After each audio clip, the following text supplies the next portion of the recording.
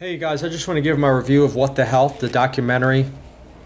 It's the same, I believe it's the same producers of Cowspiracy, which kind of addresses the sustainability element of cattle and raising animals and that kind of thing, and tied in with the food industry. This film kind of addresses the health aspects of cattle or dairy and animal products, and I will say that it absolutely did not disappoint. I highly recommend this film. It is probably one of the best that I've ever seen, and it unravels and uncovers a lot of my suspicions in regards to dairy protein, and particularly whey protein, which again, I think that I've touched on it in videos, and I've even addressed this and online and social media, how there's not much research showing any potential adverse effects of whey protein, and I think that this film kind of reveals as to why that could be. Okay, why a lot of this research is not being done, and why some results and studies, I mean, it's just the whole thing's a big mess in my opinion. And I had a rant about dairy and whey protein and casein protein in a previous video, and this documentary hits it on the head.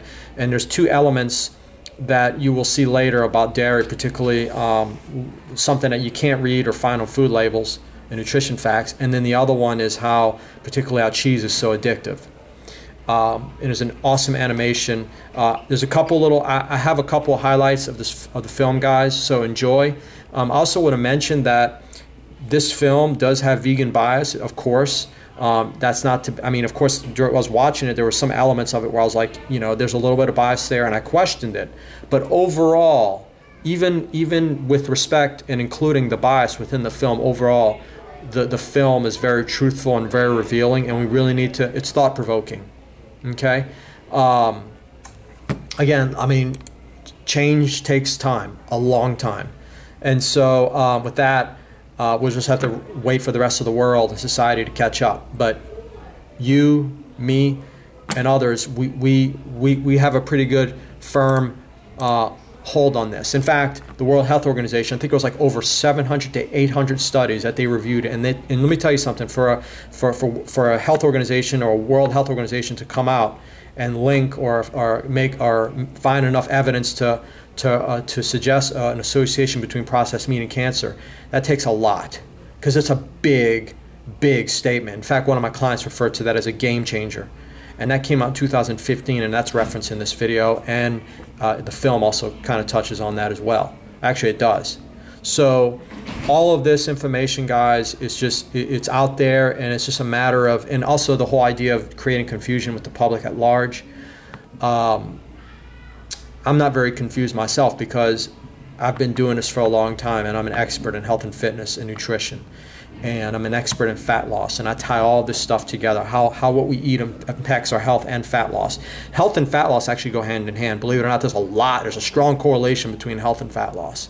It's just a strong correlation. So with that, guys, enjoy this film. Make sure you give this video a thumbs up. Check out the video description. I have some studies there, as well as this video being time-stamped if you want to navigate to it quickly and get to where you want to go. So with that, enjoy.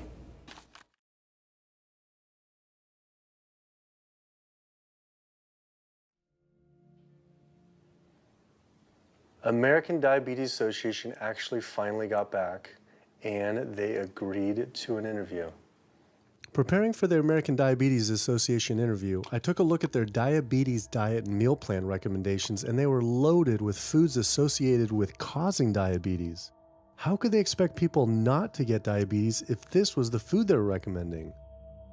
And then I saw multiple peer-reviewed studies published on the National Institute of Health website showing that a low-fat, plant-based diet was more than twice as powerful at controlling and even reversing diabetes than the ADA recommended diet that included meat and dairy. Well, the mission of the American Diabetes Association is to identify a prevention and a cure for diabetes, but in the meantime, to improve the lives of all people who are affected by diabetes.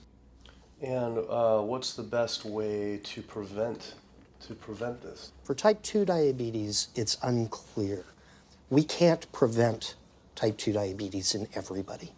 When we're doing the research, we came across a lot of studies that said that you actually could potentially cure or reverse diabetes with a purely plant-based diet. I don't believe there's sufficient evidence to demonstrate that. Supports it with, like, you know, the NIH, the in Europe, the European We're done. Association of Diet.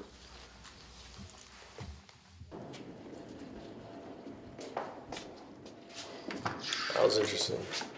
What he wanted to talk about was people living longer with diabetes. But once you mention eliminating diabetes or prevention, oh, whoa, now you cross the line. Prevention and cure, whoa, let's not go there. Not only did Dr. Ratner, the chief medical officer of the American Diabetes Association, not want to talk about diet, but the fact that he had such an emotional reaction to my question made it feel I was digging into something that he didn't want uncovered. It seemed all of the large health organizations were encouraging people to eat the very foods linked to the diseases they're supposed to be fighting against. American Heart Association promoting beef, American Cancer Society promoting processed meat, pink ribbons on dairy products, and bacon-wrapped shrimp on American Diabetes Association. And then it all came together. What if?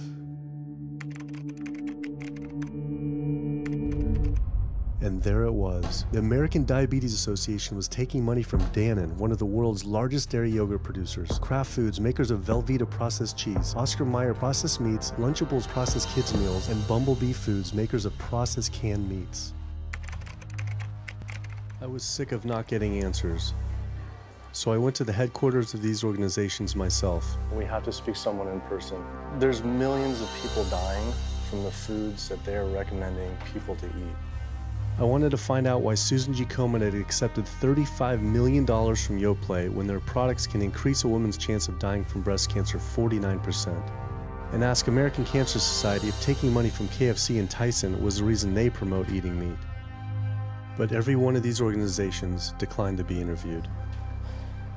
What's really sad is that we cannot trust information from these leading health organizations like the American Heart Association, the American Diabetes Association, because they are taking money from the very industries who are causing the problems that they're, supposed to be helping to prevent. One time I got invited to a charity fundraiser for the American Diabetes Association. And I showed up and they had a whole buffet and it was all just animal products. I remember like a big thing of barbecue chicken, and I was like, I stormed out. I said, like, serving chicken at a diabetes event is like serving alcohol at an AA meeting. It just doesn't make sense. This part. Listen to that chair. That's so cool, huh? Good job. Yeah.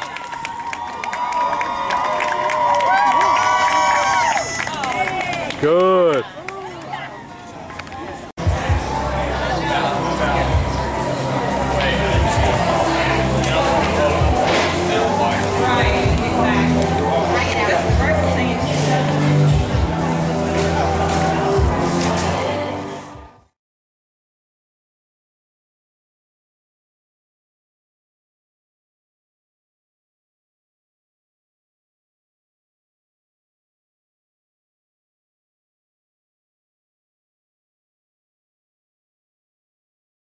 I had always thought that I would develop heart disease at a young age because both my dad and grandpa had heart attacks. I was taught that they were genetic, but their heart attacks probably had less to do with genes and more to do with their diets high in meat. That's why when I went on the American Heart Association's Heart Healthy Recipes page, I could not believe they had an entire section on beef recipes. This was just like the American Cancer Society encouraging eating Group 1 carcinogens on their site.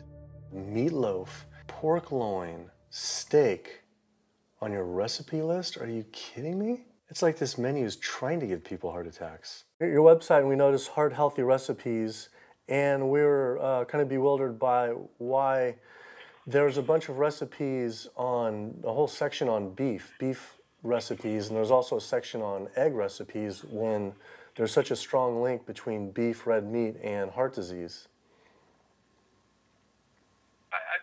I honestly don't know because I don't do that, I guess. That's not what I do. Another organization rep that wasn't able to answer my questions, but he said that he'd have someone get in touch shortly. I thought cholesterol and saturated fat wasn't an issue anymore.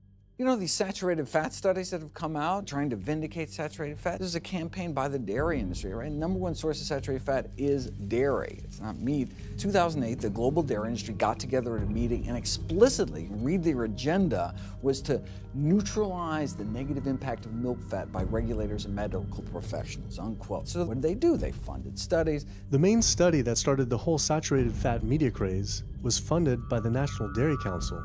The egg industry similarly funds studies that confuse consumers by making claims that eggs don't negatively affect heart function. That is, only when compared to eating a McDonald's sausage McMuffin? So what they're really saying is that eating eggs is just as bad as eating a McMuffin.